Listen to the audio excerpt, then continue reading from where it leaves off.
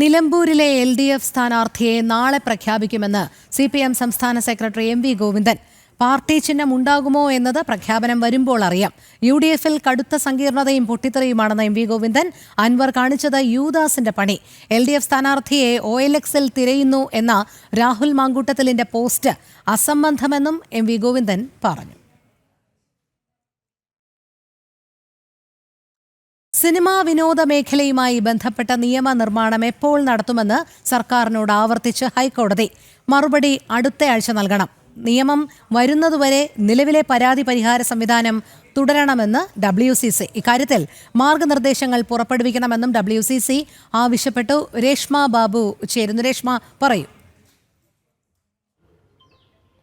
Rohini, cinema വിനോദ മേഖലയുമായി ബന്ധപ്പെട്ട് സമഗ്രമായിട്ടുള്ള ഒരു നിയമം അത് നിർമ്മിക്കുമെന്നുള്ളതായിരുന്നു ഹൈക്കോടതിയിലടക്കം സംസ്ഥാന സർക്കാർ നേരത്തെ വ്യക്തമാക്കിയത്. ഇക്കാര്യത്തിൽ എന്ത് നടപടിയാണ് ഇതുവരെ സ്വീകരിച്ചത്, അതോടൊപ്പം തന്നെ എന്നാണ് ഈ നിയമ നിർമ്മാണം നടത്തുക, ഇത് സംബന്ധിച്ചുള്ള കാര്യത്തിൽ വ്യക്തതയാണ് ഇപ്പോൾ നിലവിൽ ഹൈക്കോടതി ഡിവിഷൻ ബെഞ്ച് തേടിയിരിക്കുന്നത്. മറുപടി രേഖാമൂലം തന്നെ സംസ്ഥാന സർക്കാർ അടുത്തയാഴ്ച ഹേമ കമ്മിറ്റി റിപ്പോർട്ടുമായി ബന്ധപ്പെട്ടുള്ള ഒരു കൂട്ടം ഹർജികൾ പരിഗണിക്കുന്ന സമയത്ത് ഡിവിഷൻ ബെഞ്ച് മുൻപാകെ പറയുകയും വേണം. എന്തായാലും നിലവിൽ ഇന്ന് ഈ ഹർജികൾ പരിഗണിച്ച സമയത്ത് WCCയുടെ അഭിഭാഷകൻ ആവശ്യപ്പെട്ടത് ഈ നിയമനിർമ്മാണം അത് പൂർത്തിയാകുന്നത് വരെ അല്ലെങ്കിൽ നിയമം വരുന്നത് വരെ നിലവിലെ പരാതി പരിഹാര സംവിധാനം അത് കാര്യക്ഷമമായിട്ട് തന്നെ പ്രവർത്തിപ്പിക്കേണ്ടതുണ്ട്. അതുകൂടാതെ തന്നെ ഇത് സംബന്ധിച്ചുള്ള ഒരു സമഗ്രമായിട്ടുള്ളൊരു മാർഗനിർദ്ദേശങ്ങൾ കൂടി പുറപ്പെടുവിക്കണമെന്നുള്ള ഒരു ആവശ്യമാണ് WCC മുന്നോട്ട് വെച്ചത്. എന്തായാലും ഇക്കാര്യത്തിൽ ഒരുപക്ഷെ ഇടക്കാല ഉത്തരവ് ഹൈക്കോടതി ഡിവിഷൻ ബെഞ്ചിന്റെ ഭാഗത്തുനിന്നും ഉണ്ടായേക്കാം.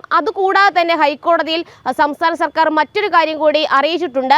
സിനിമാ കോൺക്ലേവ് അത് സംബന്ധിച്ചുള്ള തീയതികൾ പുനഃക്രമീകരിച്ചതായിട്ടാണ് സംസ്ഥാന സർക്കാരിന് വേണ്ടിയിട്ട് അഭിഭാഷകൻ ഹൈക്കോടതി ഡിവിഷൻ ബെഞ്ചിൽ മറുപടി നൽകിയിട്ടുള്ളത്. അതായത് ഓഗസ്റ്റ് 2-3 തീയതികളിലാണ് സിനിമാ കോൺക്ലേവ് നടത്തുക.